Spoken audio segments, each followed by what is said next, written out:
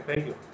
So first of all, I would like to thank Professor Dr. Rajiv Gupta for giving me this opportunity to be the part of this very useful instruction course. So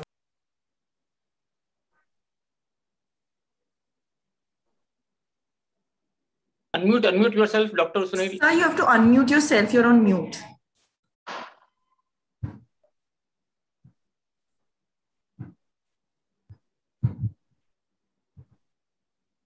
Dr. Sunil, audio is not coming. no, it is showing that you are unmuted by the host. So any technical person? No. Carry on, please. Now I am audible? Yes. Okay. So I have no any financial interest in any of this product and technique mentioned.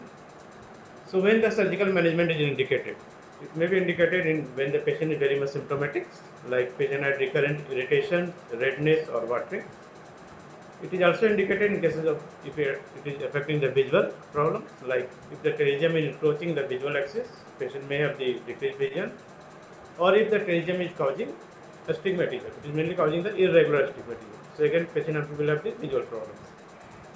Another is the cosmetic indication. This is the most common indication for the pterygium surgery.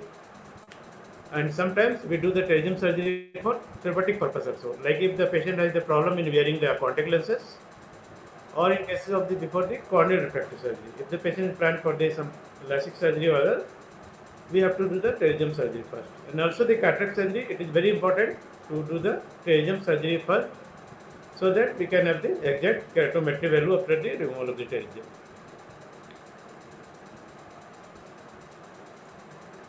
So the pterygium excision. So removal of the pterygium involves the surgical excision of the head, neck as well as the body of the pterygium.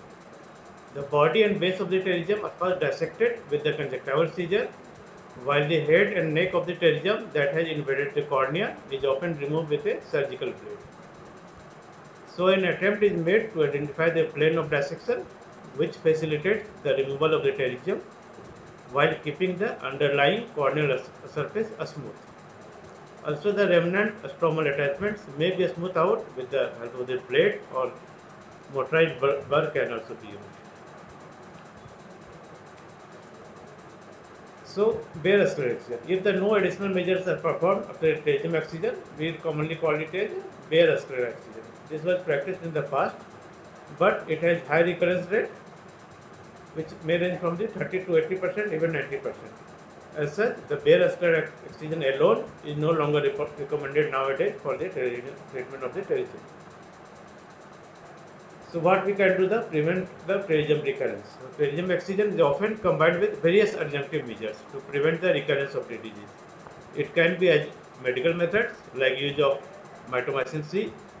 It can be the use of the beta irradiation, or various surgical methods has also been applied to decrease the rate of the recurrence. So what are different surgical methods which are possible in these cases?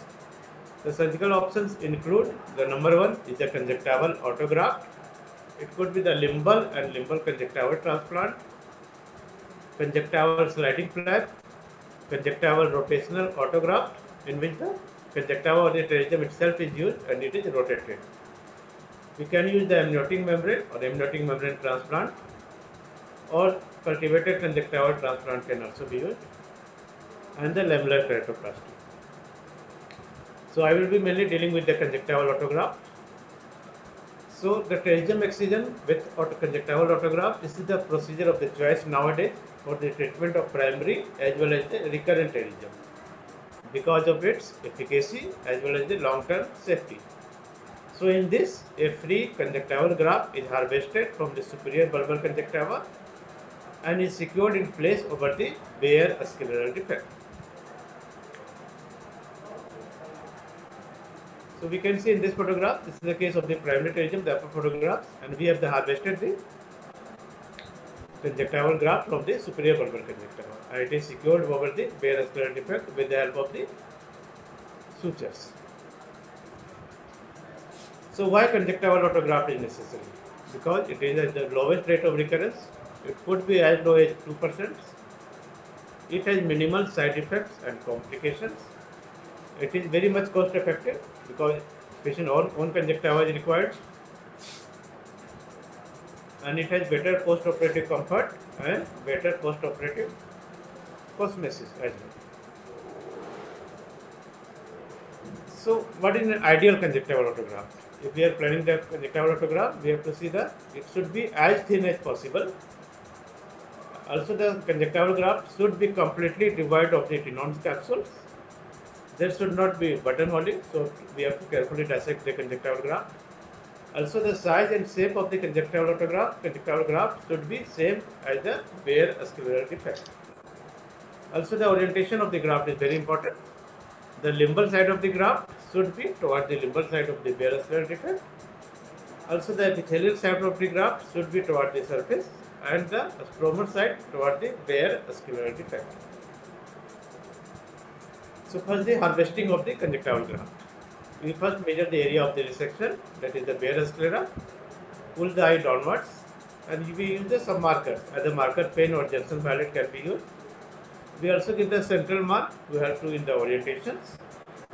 We inject subconjunctival 2% xylocaine with adrenaline with the help of 26 gauge needle to separate the conjunctiva from the Tenon's capsule, and we carefully dissect the conjunctiva with the conjunctival scissor or Warner scissor. And we make sure that the graft is very thin as possible, and we have to avoid the button holes. So this is the photograph just showing this is the scleral defect, and we measure the bare scleral defect in both the dimensions, the radial as well as the horizontal dimension. And then we mark over the superior bulbar conjunctiva, and also we mark the central portion of it, so that we can have the better orientations. Now again in alignment in some detail, we slide the conjunctival graft on the cornea and then into the sclera, with the care that limbal side of the graft remains toward the limbal side of the bare sclera. Also care should be taken that epithelial side of the graft remains toward the surface and a stromal side toward the bare sclera defects. Now how to secure the conjunctival graft over the bare sclera defect? We can use either the 10-0 nylon suture or 10-0 micron suture. We can also use the fibrin glue, in which we have to apply the fibrin glue. And sometimes we can use only the patient's own blood, autologous blood, which is oozing from the defect, to secure this graft. Now coming to the suturing of the graft. We secure all four corners of the graft with the episcleral bite. We should avoid the medial rectus area to minimize the bleedings. We close the nasal conjunctiva to the conjunctiva of the graft. Here no episcleral bite is taken. We also close the edge to edge superiorly as well as inferiorly. And we have to make sure that there is no any exposed Tenon capsule, otherwise granuloma formation can occur. And we also avoid the running sutures. Now bandage contact lens is applied at the end of the procedure. It gives the comfort to the patients. We can also be without the patches, and we can left this BCL for the 2 weeks. It also decreases the chance of delayed formations. Now this is a small video clip showing the conjunctival graft with suturing.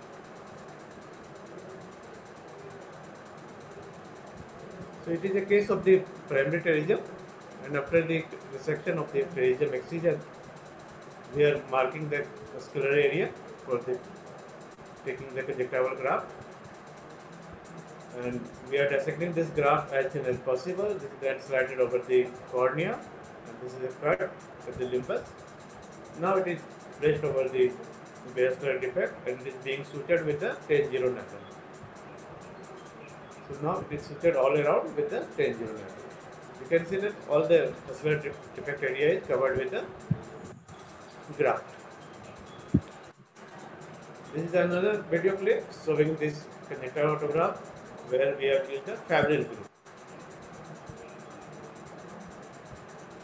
So again, it is a case of primary pterygium, and we are dissecting this excised pterygium. And after this, we are again making the marking over the superior conjunctiva. We are injecting subconjunctival xylocaine to separate the conjunctiva from the tenons, and we then carefully, very carefully separate this graft. And it is cut at the limbus. Now the components of the fibrin glue is applied first on the bare scleral defect, then over the stromal side of this graft, which is harvested from the superior conjunctiva.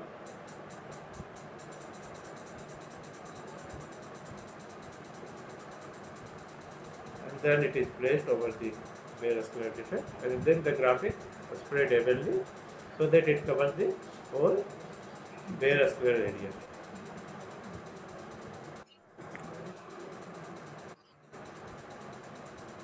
So you can see that the graft is nicely placed over the bare vascular defects. So these are post-op on the follow-up. In the above slides, above pictures, we can see that we have used these conjunctival graft with their permanent glue, and at the 1 year follow-up, we can see this graft had very good cosmesis. In the below, we have used the conjunctival angelo nylon sutures, and this again 1 year follow-up, showing the very good cosmesis without any recurrence. But conjunctival graft can also have some complications, like recurrence of it can also occur, although the rate is very low. There can be the graft edema or graft inflammations. Infections very rarely can occur. Sometimes bleeding under the graft occurs. Delent formations can occur, or the adenoma formations if the we left the phenol capsule exposed, there can be the chances of the adenoma. These are some photographs of this complication, like we can see the graft inflammation with edema, graft necrosis, delent formations, or the recurrence of the testicles. So to conclude, the pterygium excision with conjunctival autograft is the procedure of the choice for the primary as well as the recurrent pterygium. Ideally, the graft should be thin and devoid of the Tenon's capsule. It should be of the same size and shape as of the square defect, and it should be aligned properly. Also, the graft should be secured well in the square bed with the sutures of permanent glue or autologous blood. Thank you very much for kind listening.